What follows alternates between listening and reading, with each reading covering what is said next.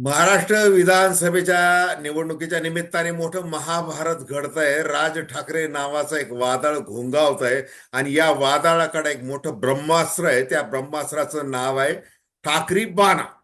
गेल्या विधानसभेमध्ये एक आमदार आणि आता ते उच्च आवाजामध्ये आवाहन करत आहेत, आत्मविश्वास व्यक्त करत आहेत.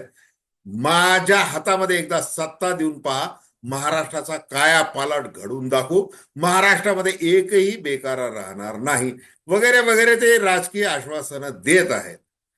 त्यावेळेला ते मुख्यमंत्रीपदी कोण येऊ शकतं, तर ते देवेंद्र फडणवीस हे मुख्यमंत्री होऊ शकतात असं देखील सांगत आहेत. भारतीय जनता पार्टीच्या प्रती ते मोठं सावधगिरीने वक्तव्य करत आहेत, हे लक्षात घ्या.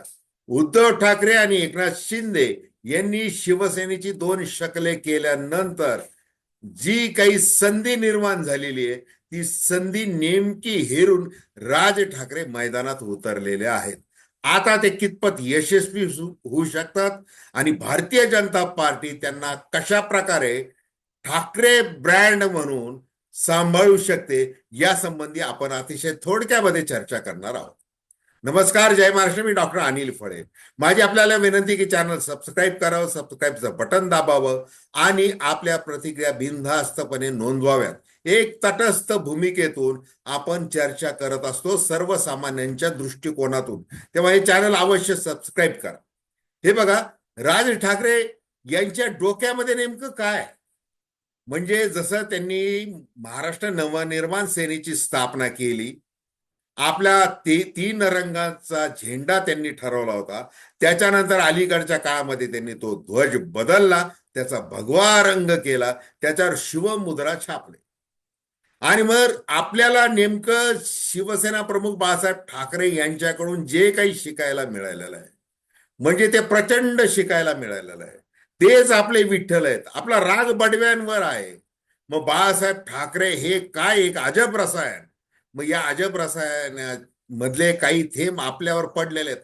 व्यंगचित्रकला असो, म्हणजे वेगवेगळ्या प्रकारची कला असो, त्याची कदर करणं असो, पर्यावरणाचं भान असो, राजकारणामध्ये जे काही हेडीसपणा चालतो त्याच्यावर कठोरपणे प्रहार करणं असो, मग त्याला कुणाचाही मुलाहिजा बाळगायचा नाही. आणि नाळ मात्र कुणाशी जोडायची आहे, ती सर्वसामान्य मराठी मनाशी.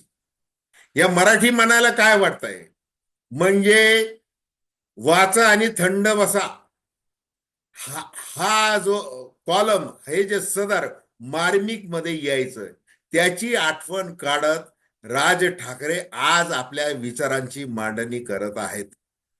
म्हणजे आपल्या होम ग्राउंडवर, म्हणजे दादर माहीम परिसरामध्ये लोकांशी काय बोललं पाहिजे याचं भान ठेवून त्यांनी अमित ठाकरे यांच्या प्रचाराच्या दरम्यान भाषण केलेलं आहे. त्यांनी असं सांगितलेलं की मी राजकारणामध्ये मी काय होऊ शकतो, मला निवडणूक लढवायची नाही, कोणताही ठाकरे निवडणूक लढवणार नाही, असं शिवसेना प्रमुख बाळासाहेब ठाकरे म्हणायचे. मग राज ठाकरे आता पुन्हा ती रीक आवडतात, ते निदान स्वतःपूर ते असं म्हणतात की त्यांनी एक किस्सा सांगितलेला आहे. 1974 साली सुधीर जोशी ज्या वेळेला महापौर होते, ते आपली लाल दिव्याची एम्पाला गाडी घेऊन बाळासाहेब ठाकरेंकडे आले. त्याच्यानंतर ते म्हणले गाडीत बसा. ते म्हणले ती तुझी गाडी आणि ते तुझा लाल दिवा तुझ्याकडे ठेव.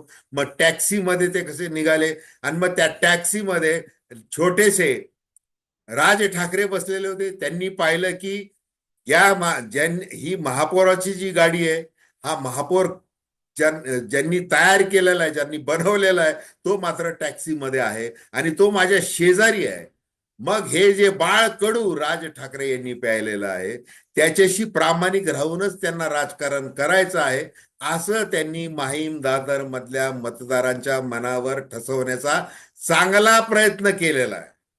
आणि त्यांना हे माहिती आहे की एकनाथ शिंदे गद्दार ठरलेले आहेत, त्यांच्याकडे खोक्यांचीच भाषा फक्त चालते. म्हणून राज ठाकरे त्यांची पुष्पा पुष्पा म्हणून नक्कल सुद्धा करतात आणि त्यांच्यावर तोंड सुख घेतात. निमित्त अर्थातच अलीकडच्या काळात काय ठरलेलं आहे, ते माहीम मधली उमेदवारी. सदा सरवणकर यांनी शेवटच्या क्षणापर्यंत उमेदवारी मागे घेतली नाही. आणि ती त्यांनी मागे घ्यावी म्हणून त्यांची आराधना किंवा त्यांच्या पुढे राजकीय तडजोड म्हणून काही बैठक करायची इच्छा देखील राज ठाकरेंची नव्हती. आणि त्याप्रमाणे त्यांनी सदा सरवणकर यांची शेवटच्या मिनिटाला ती भेट नाकारली. आणि तो आत्मविश्वास त्यांनी व्यक्त केला. दुसरं काय व्यक्त केलेलं आहे त्यांनी? उद्धव ठाकरे यांना म्हणजे चांगल्यापैकी सुनावलेला की अमित ठाकरे ज्या वेळेला आदित्य ठाकरे ज्या वेळेला विधानसभा निवडणूक लढवायला आले वरळीमध्ये, त्यावेळेला मनसेचा उमेदवार उभा केला नाही. आणि ती माझी इच्छा होती की पहिल्यांदाच ठाकरे घराण्यातला कुणीतरी निवडणूक लढवतोय, तर आपण कशाला त्याच्या आड यायचंय, म्हणून आपण त्या हेतूने उमेदवार दिला नाही मनसेचा. आता बाकीच्यांनी काय करायचंय, मग मी त्यावेळेला कसं केलंय, मग आता अमित ठाकरेच्या विरोधात तुम्ही कशाला देताय वगैरे, असं मी काही आव्हान करणार नाही, तसं काही मला बोलायचं कारण नव्हतं.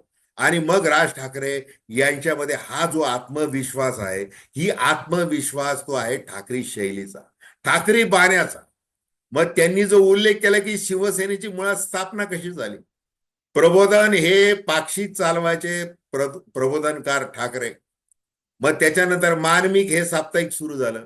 त्यावेळेला प्रबोधनकारांनी त्यांचे चिरंजीव म्हणजे बाळासाहेब ठाकरे यांना विचारलं की फक्त हे असं लेखन वगैरे असं लोकांमध्ये जे जागरूकता निर्माण करायची, तर त्यासाठी काहीतरी संघटन करशील की नाही.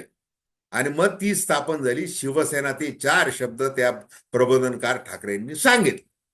मग हे सांगत असताना लोकांना आठवत होतं ते उद्धव ठाकरेंचं वक्तव्य. उद्धव ठाकरे हे अनेकदा सांगतात की ज्या वेळेला शिवसेनेची स्थापना झाली त्यावेळेला मी तिथे उभा होतो.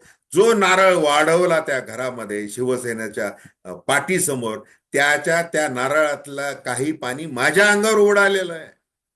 आणि मग राज ठाकरे यांनी काय केलेलं की कशा प्रकारे आपण व्यंगचित्र काढत गेलो, कशा प्रकारे म्हणजे ज्या वेळेला शिवसेना प्रमुख बाळासाहेब ठाकरे हे ज्या वेळेला जागतिक कीर्तीचे व्यंगचित्रकार म्हणून होते, त्यांनी काम केलेलं आहे. आणि त्यानंतर त्यांचं ते थांबलं गेलं राजकारणामुळे. त्याच्यानंतर आपण कसं ते व्यंगचित्रकला सुरू केलेले आहे, कोणकोणत्या दैनिकामध्ये कसं केलेलं आहे, मार्मिकमध्ये कसं केलेलं आहे, हे ते सांगत. हे सगळं सांगण्याचा उद्देश त्यांचा काय की आज शिवसेनेची जी अवस्था आहे, म्हणजे धनुष्यबाण असेल, शिवसेना नाव असेल किंवा तो भगवा झेंडा असेल, हा कुणाचा आहे खरा? तो आहे फक्त आणि फक्त शिवसेना प्रमुख बाळासाहेब ठाकरे यांचा. आणि हे जे भांडण चालू आहे सध्या, मग सोन्याचा चमचा घेऊन जन्माला आलेले उद्धव ठाकरे हे काही शिवसेना प्रमुखांचे वैचारिक वारसदार नाहीये. त्यांचा वैचारिक वारसदार आहे तो फक्त मीच, असं एकनाथ शिंदे सांगत आहे.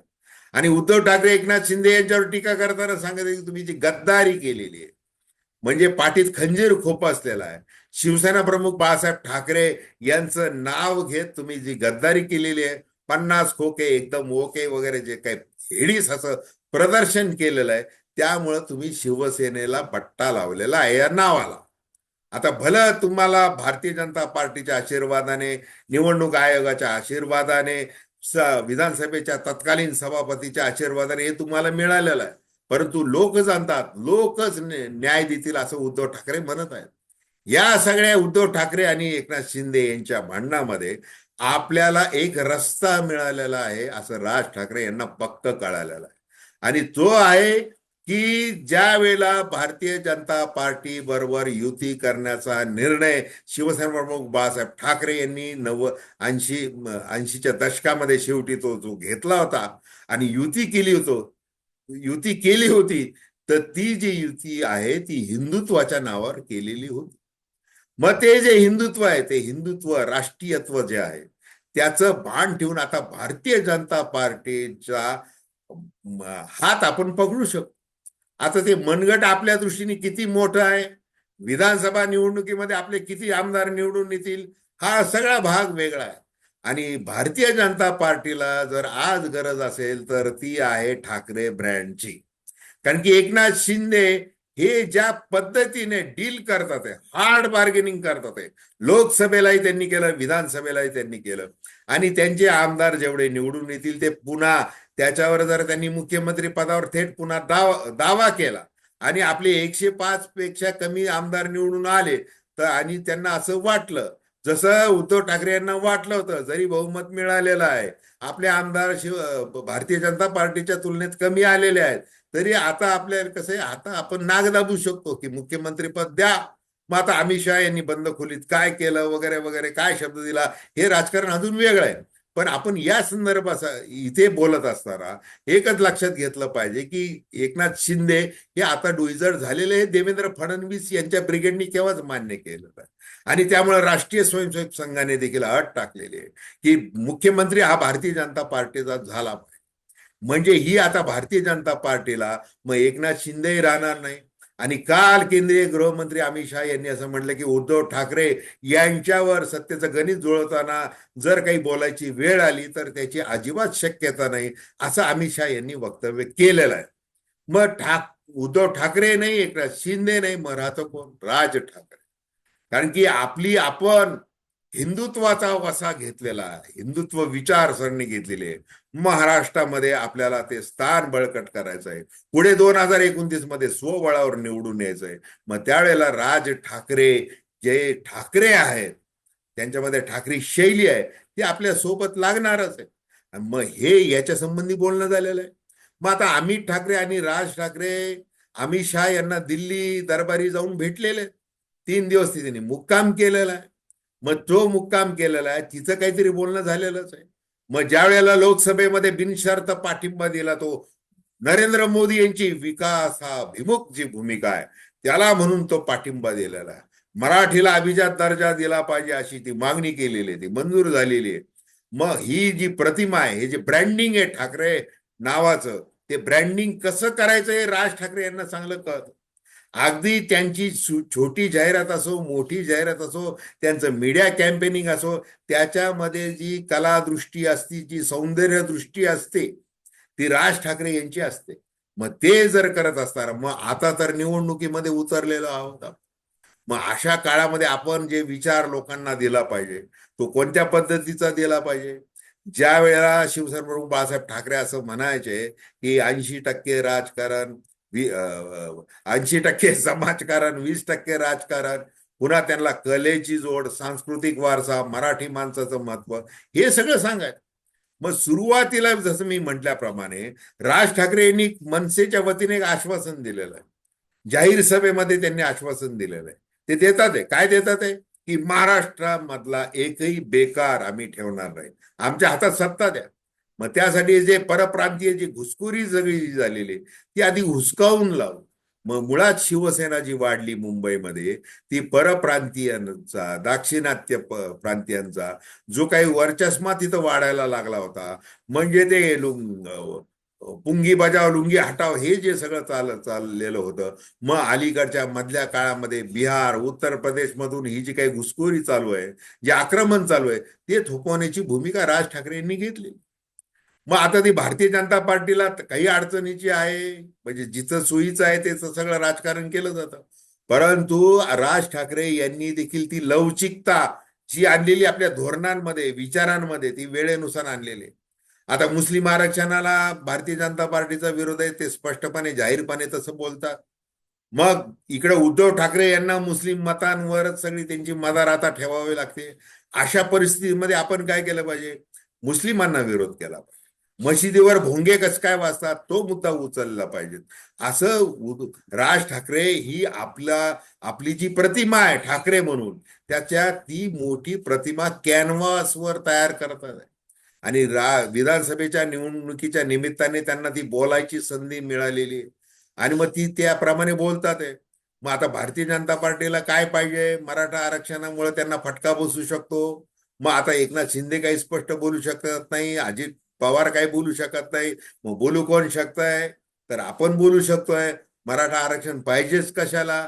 मग तुम्हाला हे देणारच नव्हते, हे तुम्हाला फसवलेलं आहे, असं एकीकडे सांगायचं. म्हणजे जेणेकरून भारतीय जनता पार्टीला थोडंसं काय त्यांच्या प्रति जो काय असंतोष आहे तो कमी करायचा प्रयत्न करायचा.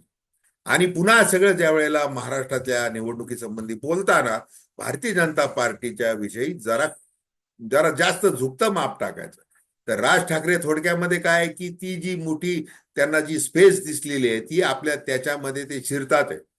की विधानसभेमध्ये काय आमदार येतील ते वगैरे बघू, पण पुढच्या आगामी काळामध्ये आता उद्धव ठाकरे यांचे नेमके किती आमदार निवडून येतात, एकनाथ शिंदे यांचे किती येतात, हाही भाग वेगळा आहे. परंतु आता आपण शिवसेना प्रमुख बाळासाहेब ठाकरे यांचे खऱ्या अर्थाने कशा प्रकारचे वारसदार आहोत हे आता ह्या शिंदे आणि उद्धव ठाकरे यांच्या भांडणामध्ये दाखवून देण्याची संधी राज ठाकरे यांनी ओळखलेली आहे आणि त्याप्रमाणेच ते आपलं राजकारण करत आहेत. लोकांना त्या पद्धतीने आव्हान करत आहेत. मग ते जुन्या कथा सांगत आहेत की ज्या वेळेला मी बाहेर पडलो शिवसेनेच्या, त्यावेळेला मी शिवसेना प्रमुख बाळासाहेब ठाकरे यांना सांगून बाहेर पडलो आणि मग त्यांनी मला असं मिठीमध्ये घेतलं आणि मला आशीर्वाद दिलेला आहे. म्हणजे मी खंजीर खुपसून वगैरे असं काही बाहेर पडलेलं नाही आणि शिवसेना नाव हे कुठं पळवलेलं नाही, चिन्ह पळवलेलं नाही, कारण की त्याच्यावर अधिकार फक्त बाळासाहेब ठाकरे यांचा. म्हणजे आज जे शिवसेनेचे उद्धव बाळासाहेब ठाकरे शिवसेनेचे खासदार संजय राऊत हे दोन्ही ठाकरे बंधूंना अगदी अरेतुरे करण्याचा अधिकार संजय राऊत यांनी मिळवलेला आहे. त्यांची ती रोखठोक शैली, सामनामधून त्यांनी केलेलं सगळं शब्दरूपी योगदान आणि राजकारणी म्हणून केलेलं योगदान आणि शिवसेना प्रमुख बाळासाहेब ठाकरे यांच्या विचारांचं पूर्ण प्रतिबिंब संजय राऊत यांच्यामध्ये पडलेलं आणि ते व्यक्त होत गेलेले त्याप्रमाणे. मग राज ठाकरे ज्या वेळेला बाहेर पडले, मग त्यावेळेला संजय राऊत हे इकडे दादरला राज ठाकरे यांच्या घरी आले होते. त्यावेळेला संजय राऊत यांची गाडी त्या राज ठाकरे समर्थकांनी अक्षरशः तुडवली होती. मग ते सगळं विसरून संजय राऊत असं म्हटलेलं आहे की राज ठाकरे यांनी एक केलेलं आहे की त्यांनी कुठलंही चिन्ह पळवलं नाही, शिवसेना नाव पळवलं नाही, स्वतःचा पक्ष स्थापन केलेला आहे. त्याच्यामुळे त्यांना त्यांचं कौतुक करावं किंवा त्यांची प्रशंसा करावी तेवढी थोडी, असं संजय राऊत यांनी एकदा वक्तव्य केलेलं आहे. मग त्यांचा रोख अर्थातच एकनाथ शिंदे यांच्यावर. म्हणजे इतकं राज ठाकरे यांनी जे मिळवलेलं आहे त्यांच्या कार्यकर्तृत्वातून मिळवलेलं आहे. प्रत्येक दिवस, प्रत्येक कार्यक्रम, प्रत्येक गोष्ट जी आहे ती कशा प्रकारे तो इव्हेंट चांगला झाला पाहिजे अशी चांगली दृष्टी राज ठाकरेंमध्ये आहे. आता राज ठाकरे हे आता भारतीय जनता पार्टीची बी टीम आहे का वगैरे वगैरे हे त्यांनी काही जरी म्हटलं, कारण ते मतं ते खाणार आहेत, उद्धव ठाकरेंचे खाणार आहेत, एकनाथ शिंदे यांचे खाणार आहेत आणि मग त्याचा फायदा तो आहे ते देवेंद्र फडणवीस या भल्या मोठ्या राजकीय व्यक्तिमत्वाला होणार आहे. तेही सत्यच आहे. तर बघूयात आता राज ठाकरे हे नेमकं पुढे कशा पद्धतीने आपलं घोडं दामडतात आणि या महाभारतामध्ये विजयी योद्ध्याप्रमाणे ते समोर येतात की पुन्हा आपल्या ब्रँडिंगच्या कामामध्ये लागतात हे आपल्याला दिसेल. तर धन्यवाद. हा व्हिडिओ आपल्याला आवडला असल्यास अवश्य शेअर करा, सबस्क्राईब करा आणि आपल्या प्रतिक्रिया बिनधास्तपणे नोंदवा. धन्यवाद.